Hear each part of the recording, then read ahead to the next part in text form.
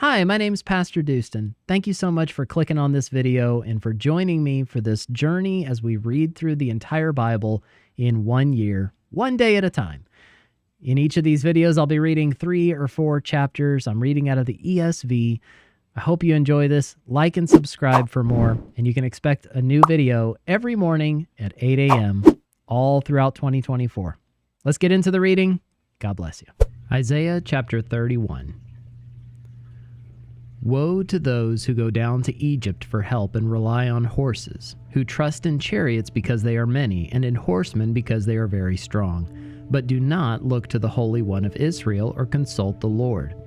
And yet he is wise and brings disaster. He does not call back his words, but will arise against the house of the evildoers, and against the helpers of those who work iniquity. The Egyptians are man, and not God, and their horses are flesh and not spirit. When the Lord stretches out his hand, the helper will stumble, and he who is helped will fall, and they will all perish together.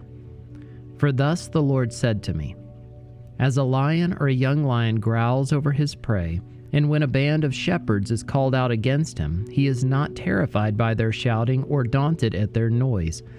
So the Lord of hosts will come down to fight on Mount Zion and on its hill. Like birds hovering, so the Lord of hosts will protect Jerusalem. He will protect and deliver it. He will spare and rescue it. Turn to him from whom people have deeply revolted, O children of Israel. For in that day everyone shall cast away his idols of silver and his idols of gold, which your hands have sinfully made for you. And the Assyrian shall fall by a sword, not of man, and a sword not of man shall devour him. And he shall flee from the sword, and his young men shall be put to forced labor. His rock shall pass away in terror, and his officers desert the standard in panic, declares the Lord, whose fire is in Zion, and whose furnace is in Jerusalem. Isaiah chapter 32.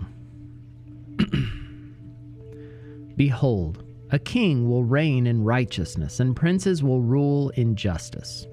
Each will be like a hiding place from the wind, a shelter from the storm, like streams of water in a dry place, like the shade of a great rock in a weary land.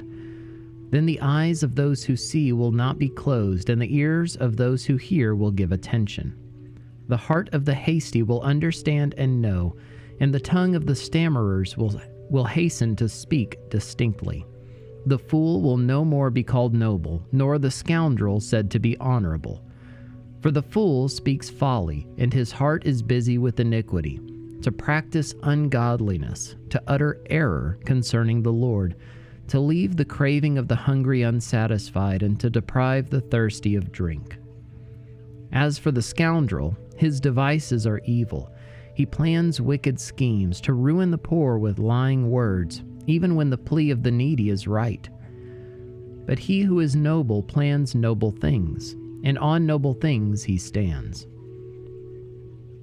Rise up, you women who are at ease. Hear my voice, you complacent daughters, give ear to my speech.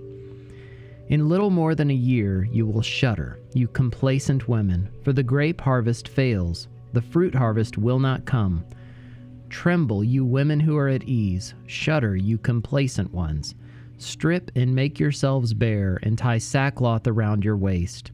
Beat your breasts for the pleasant fields, for the fruitful vine, for the soil of my people growing up in thorns and briars. Yes, for all the joyous houses in the exultant city.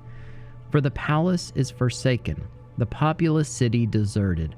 The hill and the watchtower will become dens forever. A joy of wild donkeys, a pasture of flocks, until the Spirit is poured upon us from on high, and the wilderness becomes a fruitful field, and the fruitful field is deemed a forest. Then justice will dwell in the wilderness, and righteousness abide in the fruitful field. And the effect of righteousness will be peace, and the result of righteousness, quietness and trust forever. My people will abide in a peaceful habitation, in secure dwellings and in quiet resting places. And it will hail when the forest falls down, and the city will be utterly laid low. Happy are you who sow beside all waters, who let the feet of the ox and the donkey range free. Isaiah chapter 33. Ah, you destroyer, who yourself have not been destroyed, you traitor, whom none has betrayed. When you have ceased to destroy, you will be destroyed, and when you have finished betraying, they will betray you. O Lord, be gracious to us. We wait for you. Be our arm every morning, our salvation in the time of trouble. At the tumultuous noise, peoples flee. When you lift yourself up, nations are scattered, and your spoil is gathered as the caterpillar gathers. As locusts leap, it is leapt upon. The Lord is exalted, for he dwells on high. He will fill Zion with justice and righteousness, and he will be the stability of your times, abundance of salvation, wisdom, and knowledge. The fear of the Lord is Zion's treasure.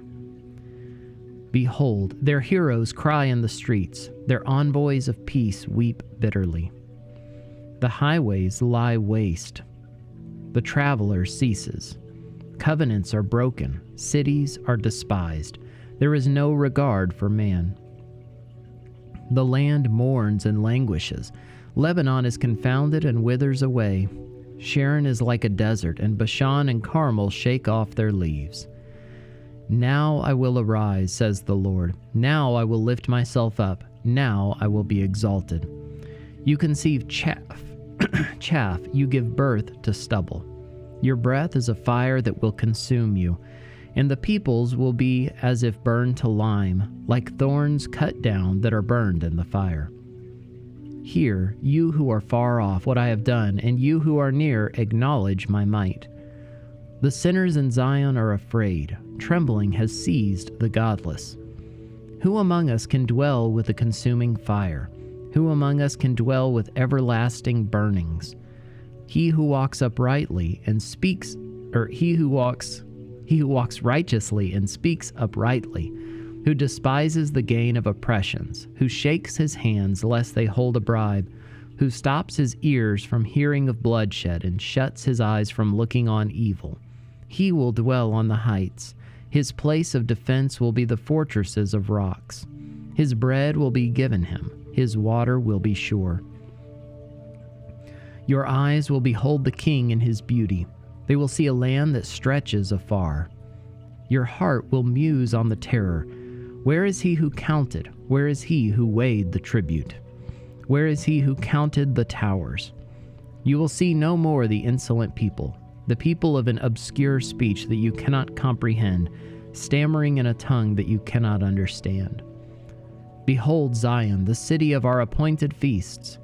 Your eyes will see Jerusalem, an untroubled habitation, an immovable tent, whose stakes will never be plucked up, nor will any of its cords be broken. But there the Lord in majesty will be for us, a place of broad rivers and streams, where no galley with oars can go, nor majestic ship can pass. For the Lord is our judge, the Lord is our lawgiver, the Lord is our king, he will save us. Your cords hang loose. They cannot hold the mast firm in its place or keep the sail spread out. Then prey and spoil in abundance will be divided. Even the lame will take the prey. And no inhabitant will say, I am sick. The people who dwell there will be forgiven their iniquity.